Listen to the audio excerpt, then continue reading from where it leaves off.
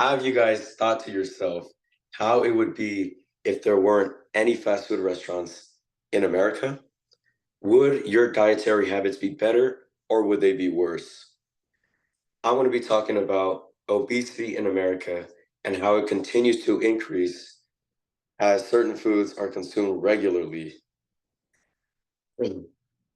Processed foods are mostly consumed by Americans because of the vastly produced fast food restaurants, the pleasing design of advertisements, and the expensive prices for organic meals. First, I'd like to discuss the issue of fast food and its growth in marketing towards most Americans. People prefer to buy unhealthy food rather than safe and fresh food because of the convenience of fast food restaurants. Franchises such as McDonald's, Burger King, and even Taco Bell are produced in similar locations. Fast food restaurants tend to co-locate due to the following: the populated areas, access to resources, and it provides a shorter distance for customers. We can see in the article Why Are Fast Food Restaurants Always Found Next to Each Other by Ben Trader, where Trader explains the ethical approach in how restaurants lure customers due to certain circumstances. Trader also noticed a common approach from companies such as McDonald's and Subway, where they co-locate depending on the population of the area. Advertisements are made to enhance the appeal of food as well, which is a second cause of obesity. For example, the article Khazar Journal of Humanities and Social Sciences by Amani B.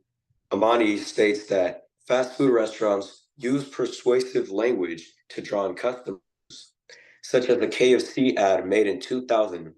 Nobody does chicken like KFC. The slogans are the first thing the audience notices, and it grabs people's attention.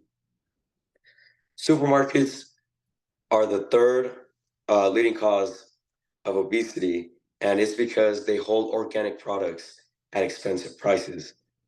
In the article, Organic Foods Can Be More Expensive Than Conventional by Joe Powell, Powell explains Consumer Reports said in its February issue that organic foods cost consumers an average of 50% more than conventional foods. But it noted that some organic foods, especially milk and meat, may cost twice as much. Now that we talked about how healthy organic food isn't as convenient as fast food, let's discuss how this contributes to the effects of obesity. Obesity continues to grow in America. This is due to more people continuing to eat fast food rather than dieting for the sake of their health. A study from newsrx.com shows that over one-fifth of Americans are considered obese, which is 30% heavier than the recommended weight. This is because Americans tend to lack on exercise because most people are comfortable in eating fast food rather than having a healthy meal. Health conditions and heart problems begin to increase in Americans as well. This is shown in Dr. Ananya Manda's article, Obesity and Fast Food, where she claims that obesity can lead to long-term health benefits, health conditions, premature death, and illness, including diabetes, heart disease, strokes, gallbladder disease, arthritis, and joint disorders, and a few cancers as well. Laziness in Americans continue to rise, where people care less about their health and well-being. As junk food and fast food continues to spread in the US, obesity rates continue to rise. Obesity is a major issue that we as humans need to address and work together to eliminate so that we become efficient in our everyday lives and prevent the increase in health risks. Next time you order a meal at your favorite fast food place, consider the long-term effects and try swapping out the overly processed foods for a healthier option. Thank you.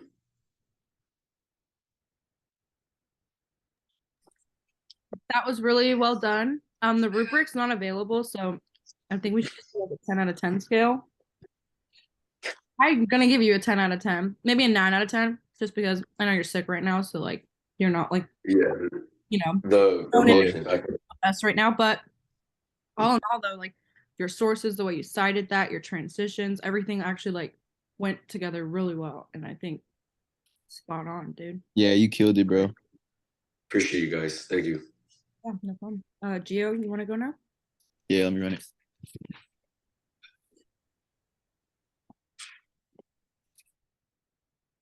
All right. CBD. It's a very controversial topic.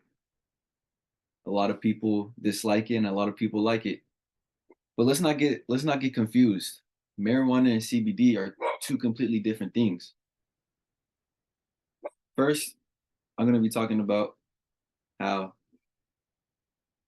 CBD is very beneficial for human life. And today, and I could and today I'm going to assure you that it can help you mentally and it can help you physically. Let me get right into it. Before I tell you guys my research and my information, let me connect you guys for a second. I was playing a soccer game and I played sports all my life and cramps, dead legs, it's part of the sport. It's part of our sport, all sports. But you ever just had that big Charlie horse and it just gets you very strong and that pain just never goes away? I use a CBD oil cream right on that and I can't lie, man, that it helps a lot. According to a research study by neuropharmacology says that CBD oils onto the skin can help with muscle irritation, muscle inflammation, and with overall general muscle pain.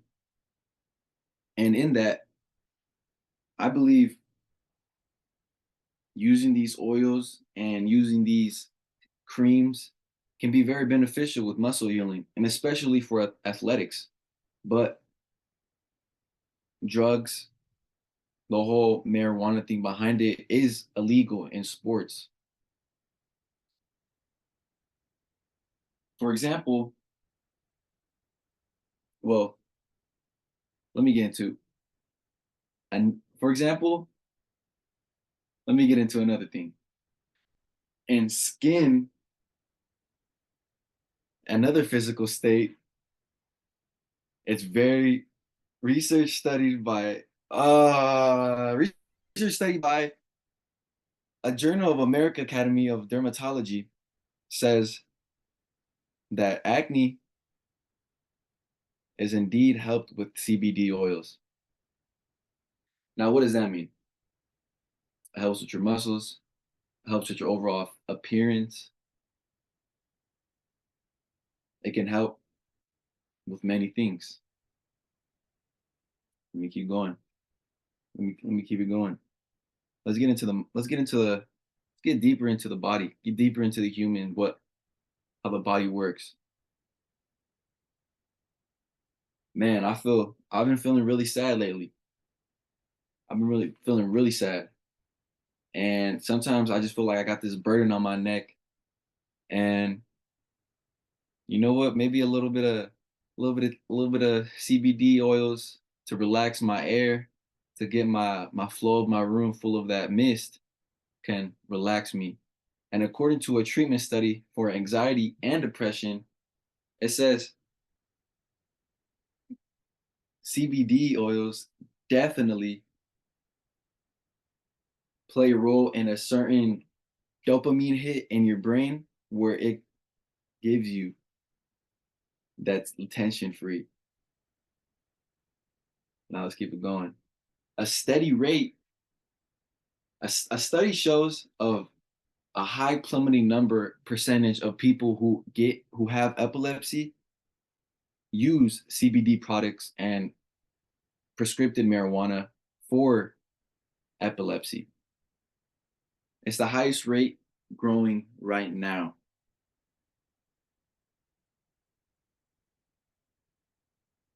And what exactly it helps with slowing the mind down, slowing the body down. because some people can't control that. But let's not get it twisted. CBD or marijuana is not for everyone.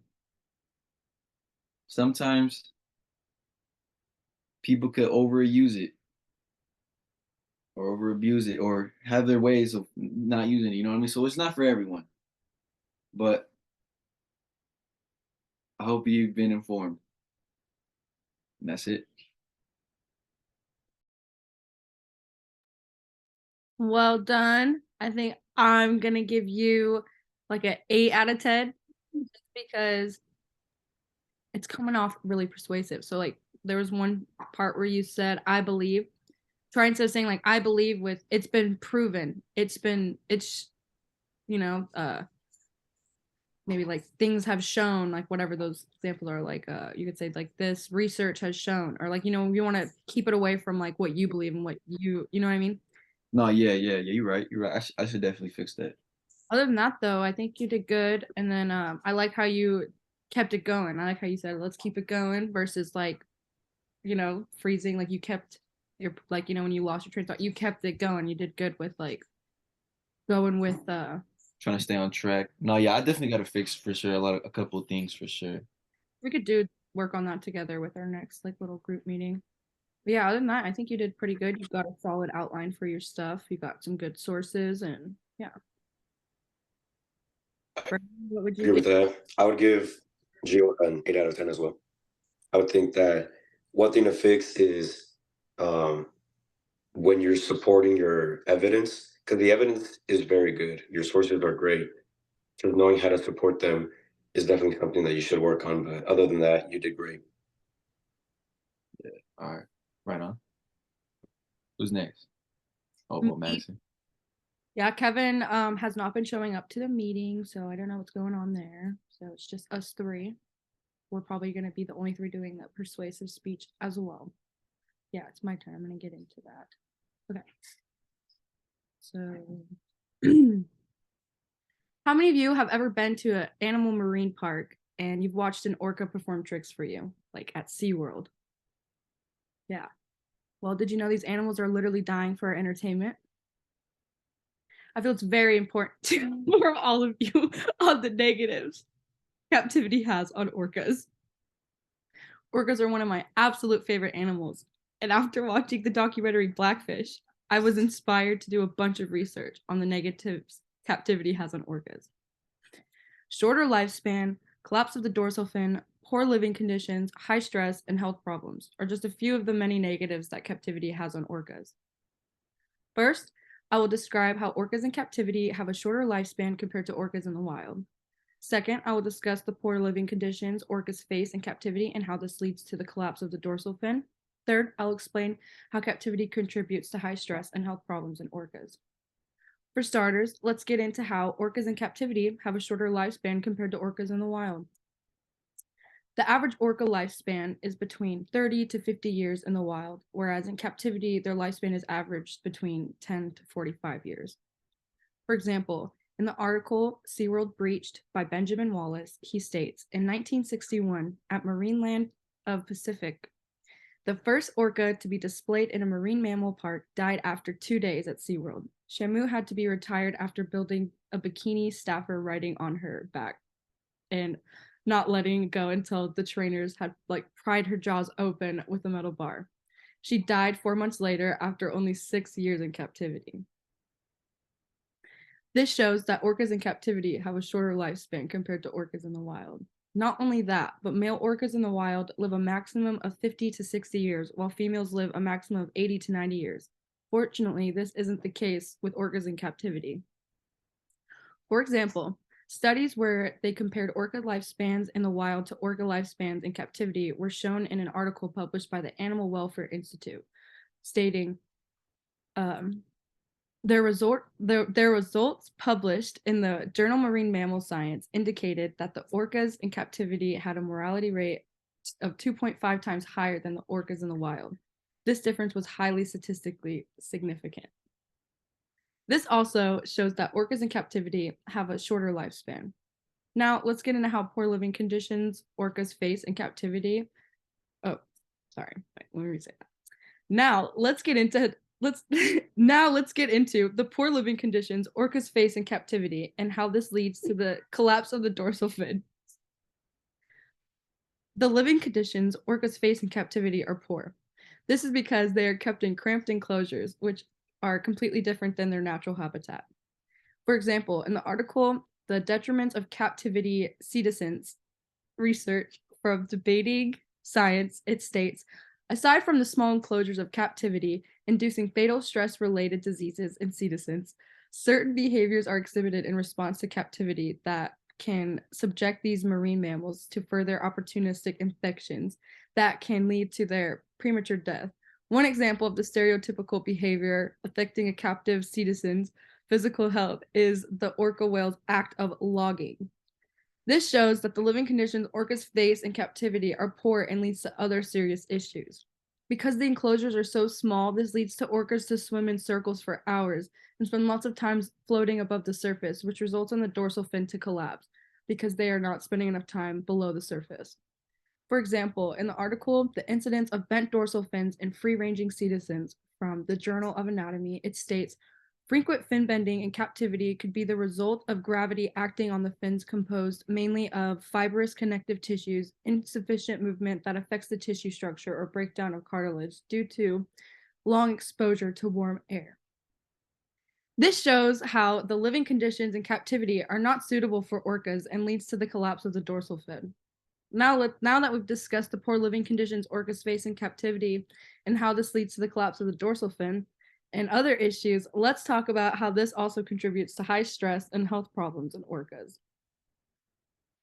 Orcas in captivity are exposed to a bunch of stressors, which leads them to show extreme signs of chronic stress, such as self-mutilation, listlessness, and agitation. For example, this was shown in the survey done by Claire Parker Fisher and Michael Romeo.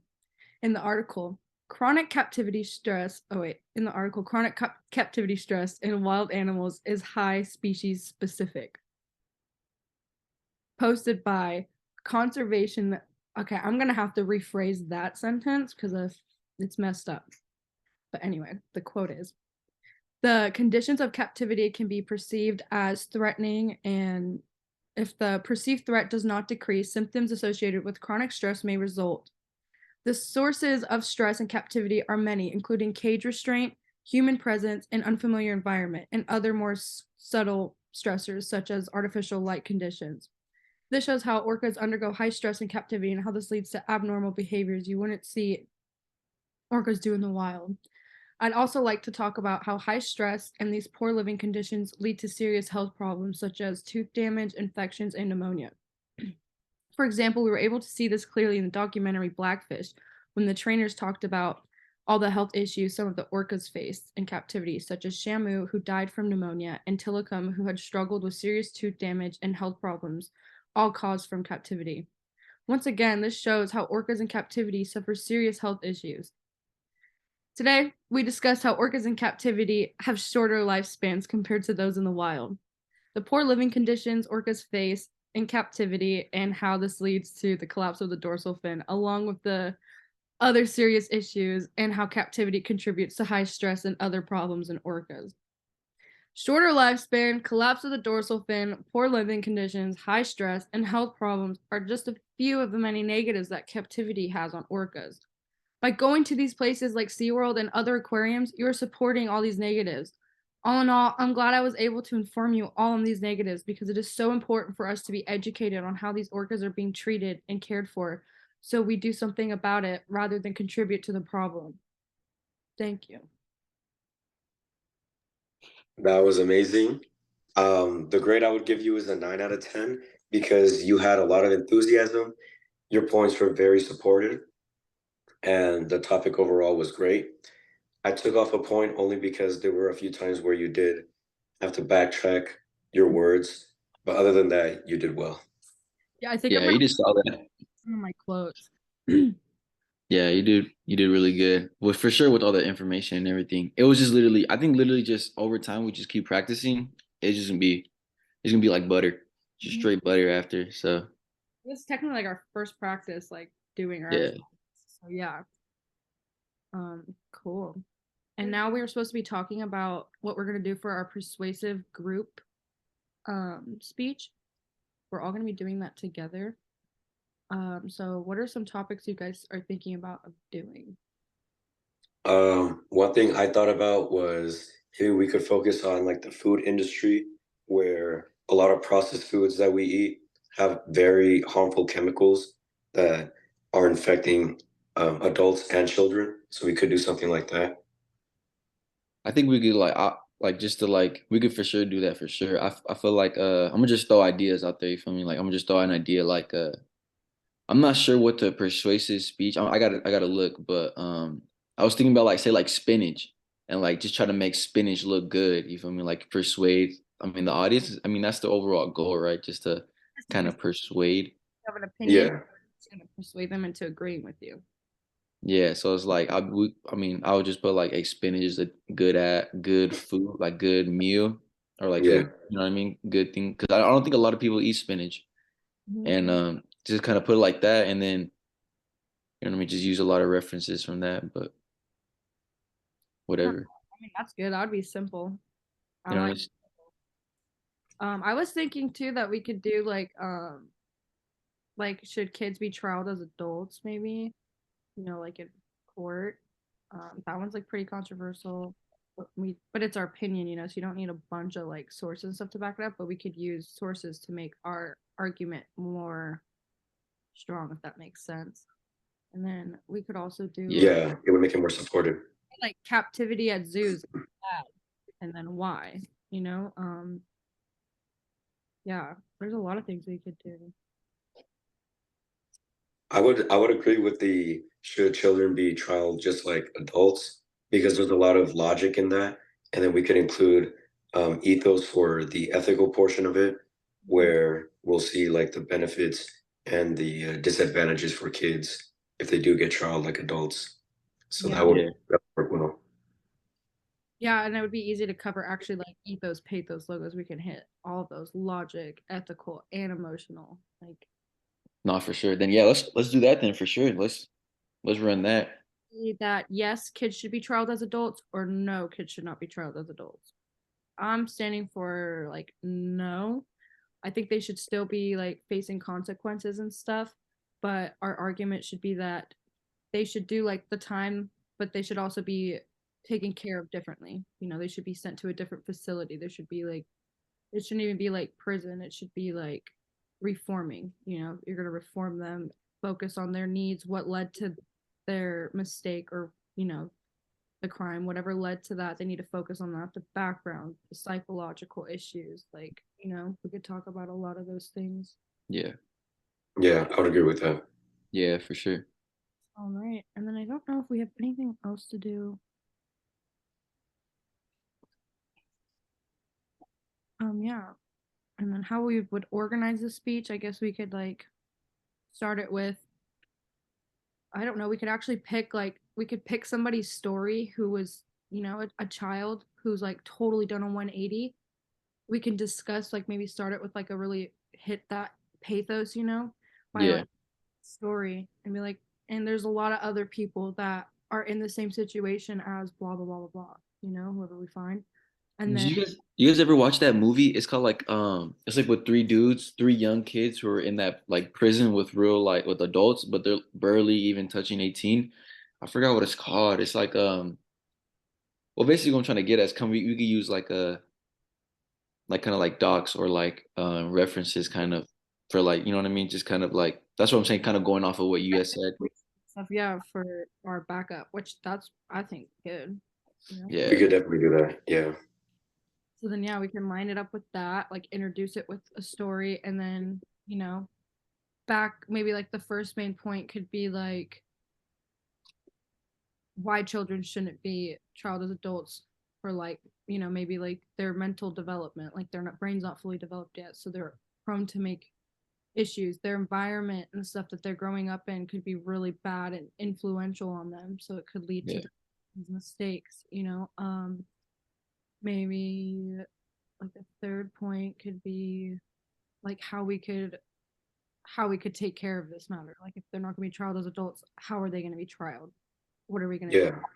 All right. Like, Yeah. what would we do differently? And then we can close it off with like, because we don't need any more stories like, and then list the people's names and then end it there. Like really tug at people's hearts. All right. Yeah, Yeah, we that's could do solid. that.